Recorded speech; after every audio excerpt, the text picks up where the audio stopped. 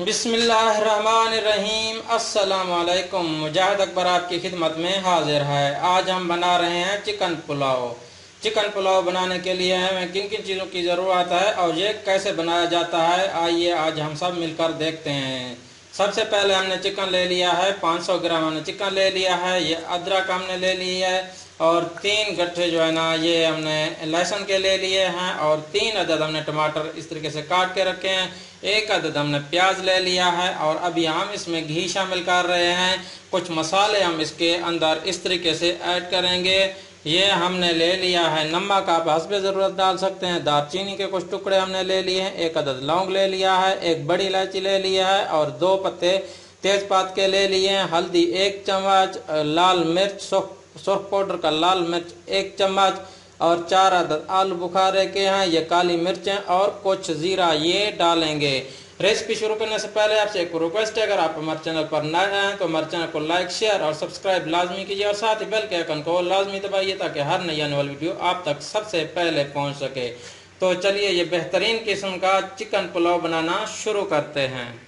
बिस्मिल्लाहिर्रहमानिर्रहीम। तो सबसे पहले हमने अपना देज का चूल्हे के ऊपर रख दिया। अभी हम सबसे पहले इसके अंदर घी, 1 प्याली घी ऐड कर देंगे। पहले हम घी को गर्म कर लेंगे। तो घी गर्म हो चुका है। अभी इसके अंदर मैं प्याज ऐड कर दूंगा। ये 1 अदद मैंने प्याज काट के रखा था, ये ऐड कर दूंगा और प्याज को गोल्डन सुनहरी होने तक भून लूँगा, फ्राई कर लूँगा। अभी मैं इसके साथ इसके अंदर लहसुन अदरक का पेस्ट ये ऐड कर दूंगा और 2 से 2 मिनट तक भुनाई कर लूँगा ताकि इसका कच्चापन दूर हो जाए। इसके साथ ही मैं इसमें टमाटर ऐड कर दूंगा और ये मसाले जो रखे हुए हैं ये मसाले भी ऐड कर दूंगा। हरी मिर्चें, लौंग, तेज़पात है, दालचीनी है, नमक वगैरह ये सब अभी ऐड कर दूंगा इसके अंदर और इसको मिक्स करूंगा। 1-2 मिनट तक पकाएंगे जब तक टमाटर हमारे गल नहीं जाते। तो टमाटर हमारे अच्छे तरीके से गल चुके हैं। तो अभी मैं इसके अंदर चिकन ऐड कर दूंगा। 500 ग्राम चिकन है, ये ऐड कर दूंगा और इसको फ्राई करेंगे अच्छे तरीके से जब तक हमारा चिकन गल नहीं जाता। हमने इसको फ्राई करना है और अब इसके अंदर मैं ऐड कर दूंगा हरी मिर्चा। ये 3 से 4 अदद मैंने काट के रखी थी, ये भी ऐड कर दूंगा और इनको अच्छे तरीके से मिक्स करके इनको फ्राई करना है।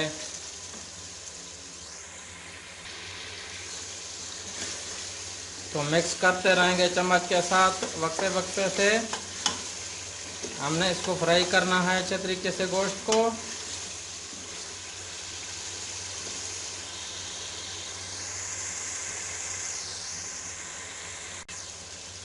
तो माशाल्लाह हमने जो है ना अच्छे तरीके से फ्राई कर लिया चिकन को।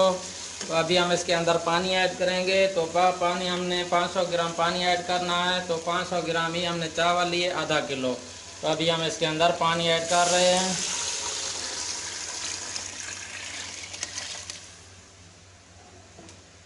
और इसको अच्छे तरीके से मिक्स कर लेंगे।